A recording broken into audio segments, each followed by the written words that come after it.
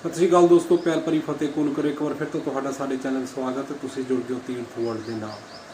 Doctor Bhim Rao Ambedkar ji ਬਾਬਾ ਸਾਹਿਬ ਬਾਰੇ ਕੌਣ ਨਹੀਂ ਜਾਣਦਾ, ਉਹਨਾਂ ਦੇ ਕੀਤੇ ਸਮਾਜ ਲਈ ਕੰਮਾਂ ਨੂੰ ਕੌਣ ਨਹੀਂ ਜਾਣਦਾ, ਤੇ ਉਹਨਾਂ ਨੇ ਜੋ ਆਪਣੀ ਜ਼ਿੰਦਗੀ ਦੇ ਵਿੱਚ ਸਰੀਰਕ, ਆਰਥਿਕ ਤੇ ਸਮਾਜਿਕ ਲੜਾਈ ਲੜੀ ਉਹਨੂੰ ਕੌਣ नहीं जानता। आओ ਉਹਨਾਂ ਦੀ ਇਹ ਵੀਡੀਓ देखते हैं, फिर ਅੱਗੇ विचारा करते हैं। देशना में आज कहानी भारत का संविधान बनाने वाले बाबा साहेब भीमराव अंबेडकर की।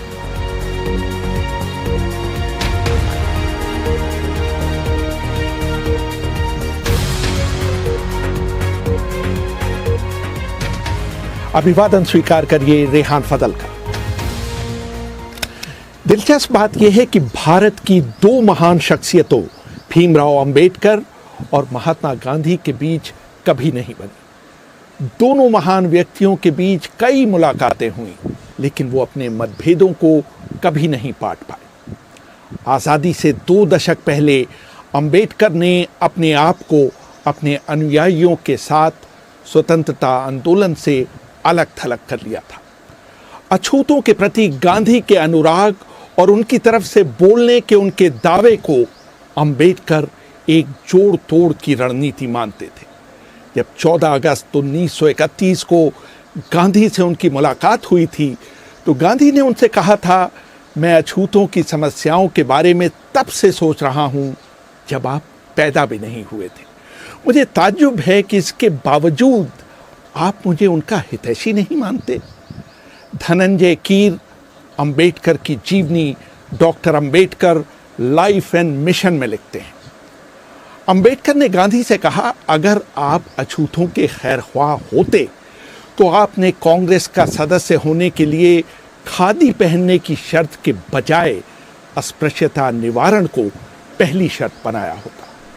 किसी भी व्यक्ति को जिसने अपने घर में कम से कम एक अछूत व्यक्ति या महिला को नौकरी नहीं दी हो, या उसने एक अछूत व्यक्ति के पालन पोषण का बीड़ा न उठाया हो, या उसने कम से कम सप्ताह में एक बार किसी अछूत व्यक्ति के साथ खाना न खाया हो, तो उसे कांग्रेस का सदस्य बनने की अनुमति नहीं दी जानी चाहिए थी।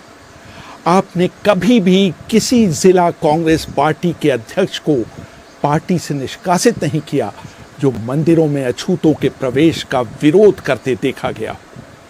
26 फरवरी 1955 में जब बीबीसी ने अंबेडकर से गांधी के बारे में उनकी राय जाननी चाहिए, तो उन्होंने साफ शब्दों में कहा, I feel quite surprised at the interest that the outside world, Western world particularly, seems to be taking in Mr. Gandhi. I cannot understand that. So far as India is concerned, he was, in my judgment, an episode. Ambedkar कह रहे थे, मुझे इस बात पर काफी हैरानी होती है कि पश्चिम गांधी में इतनी दिलचस्पी क्यों लेता है।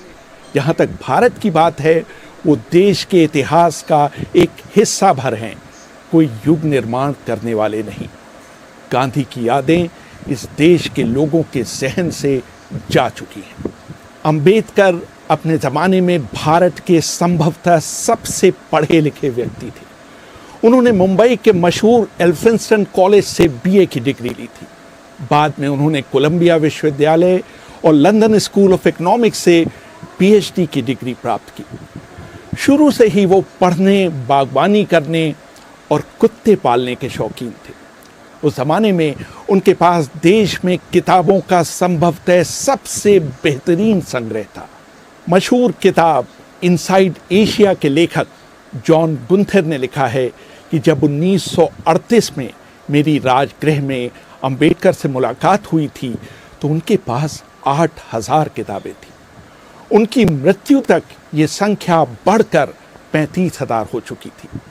बाबा साहेब अंबेडकर के निकट सहयोगी रहे शंकरानंद शास्त्री अपनी किताब my experiences and memories of doctor Baba Saheb Ambedkar में लिखते हैं, मैं रविवार 20 दिसंबर 1944 को दोपहर 1 बजे अंबेडकर से मिलने उनके घर गया। उन्होंने मुझे अपने साथ जामा मस्जिद इलाके में चलने के लिए कहा।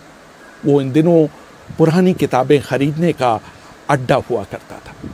मैंने उनसे कहने की कोशिश की कि दिन के खाने का समय हो रहा है, लेकिन उन पर इसका कोई असर नहीं हुआ। जामा मस्जिद में होने की खबर चारों तरफ फैल गई और लोग उनके चारों ओर इकट्ठा होने लगे।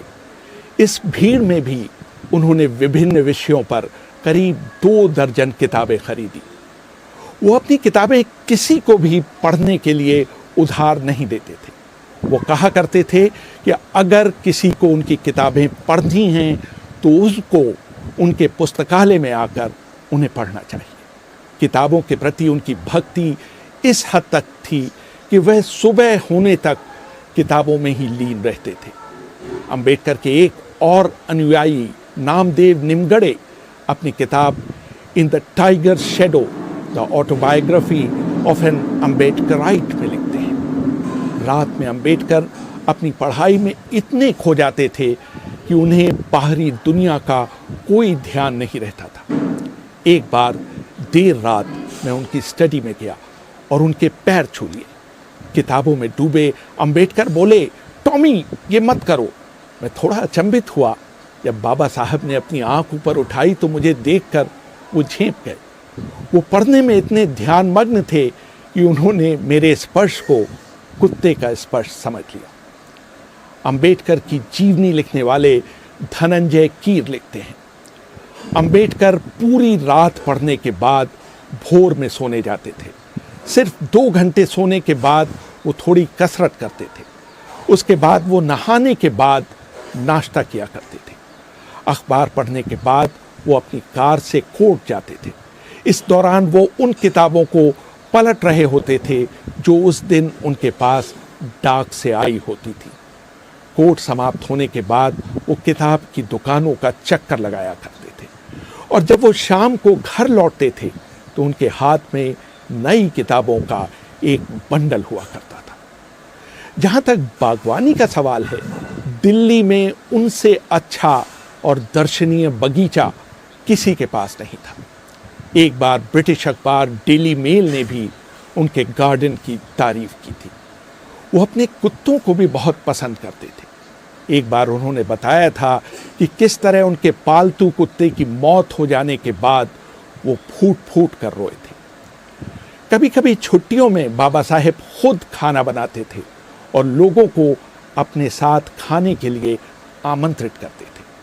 अंबेडकर के साथ काम कर चुके देवी दयाल लिखते हैं, 3 सितंबर 1944 को उन्होंने अपने हाथ से खाना बनाया और 7 पकवान बनाए।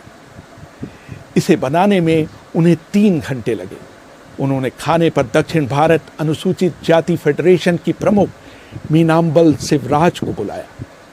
वो ये सुनकर दंग रह गईं कि भारत की एग्जीक्यूटिव काउंसिल के लेबर सदस्य ने उनके लिए अपने हाथों से खाना बनाया है। बाबा साहेब को मूली और सरसों का साग पकाने का बहुत शौक था। अंबेडकर को न तो नशे की किसी चीज का शौक था और न ही वो धूम्रपान किया करते थे। एक बार जब उन्हें खांसी हो रही थी तो मैंने उन्हें पान खाने का सुझाव दिया।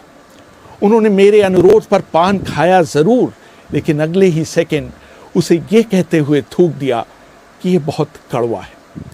वो बहुत साधारण खाना खाते थे जिसमें बाजरे की एक छोटी रोटी, थोड़ा चावल, दही और मछली के 3 टुकड़े हुआ करते थे। घर पर सुदामा को अंबेडकर के काम में मदद के लिए रखा गया था।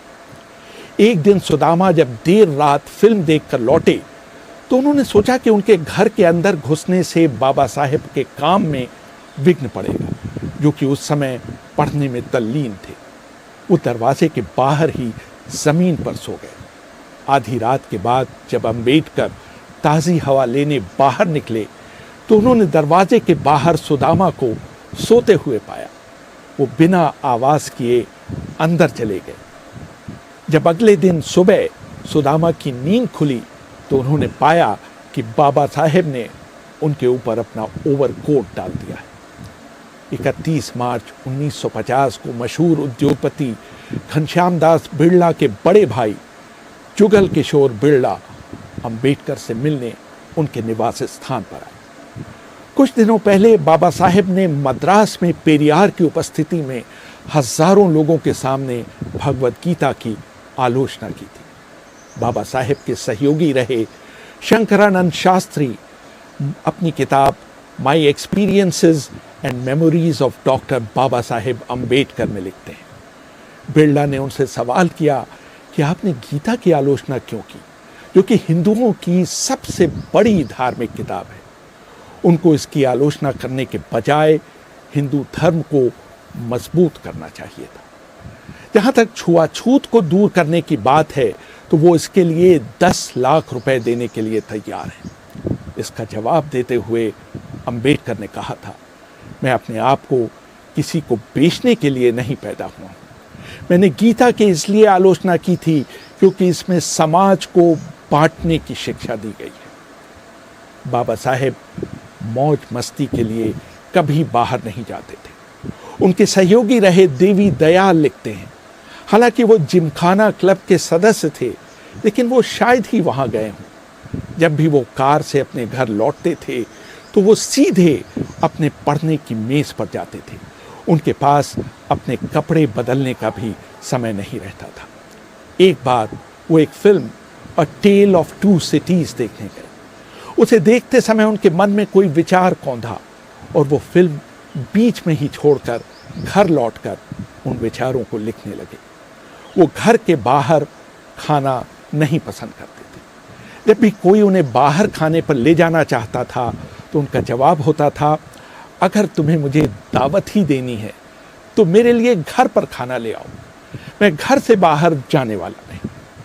बाहर जाने, वापस आने और व्यर्थ की बातों में मेरे कम से कम 1 घंटा बर्बाद होगा। इस समय का इस्तेमाल मैं कुछ बेहतर काम के लिए करना चाहूँगा। अपने जीवन के अंतिम पड़ाव में बाबा साहेब ने वायलिन सीखना शुरू किया था।